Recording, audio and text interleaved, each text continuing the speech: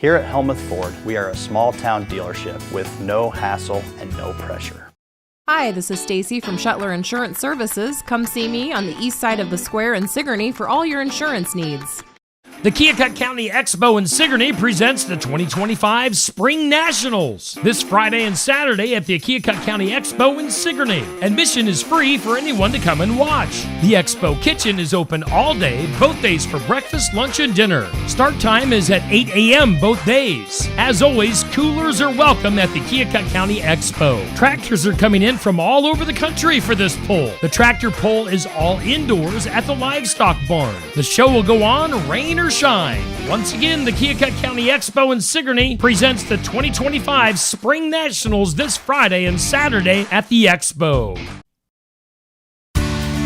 If you have a lot of trees on your land, use them as living fence posts. It saves you time and money when compared to a regular fence post on Successful Farming Radio. Successful Farming Radio, providing information farmers need in the field, in the shop, and in the office.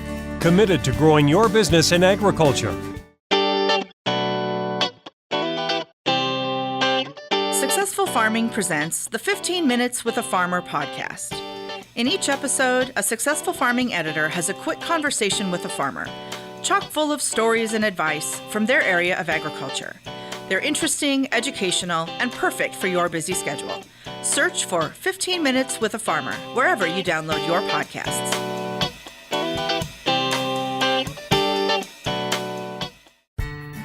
Check out our full lineup of Successful Farming podcasts. The Successful Farming podcast goes in-depth into the topics that affect farmers and ranchers. The 15 Minutes with a Farmer podcast offers a quick conversation between an editor and a farmer. The SF Shorts podcast offers bite-sized interviews about agricultural topics. And the SF Daily podcast covers commodity markets, weather, and the big things happening in agriculture each morning.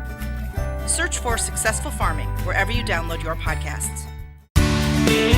Using trees as living fence posts saves you time and money when putting up a fence. A disadvantage is you don't get to pick where the post should go, and you can't be obsessed with straight lines. Brent McLeod is a forestry professor and author in upstate New York. He says to minimize tree damage, do not staple fencing material directly on the trunk. Over time, as the trees build on their layers, the staples and the fence wire will become ingrown. There are ways, though, to prevent this from happening. One method for living fence posts is to take a pressure-treated board and attach that to the tree. There's certain types of hardware. I recommend plastic-coated deck screws because they won't harm the tree. And then add your fence hardware to that board that you've attached to the tree. And what that does is it allows the tree to grow against the board without consuming all that hardware over time. You don't have to have big trees for this to work. McLeod says a trimming technique known as pollarding keeps them a uniform size. Pollarding can be either creating a single stem or multiple stems where you have a knob that forms over time by continually pruning the tree back.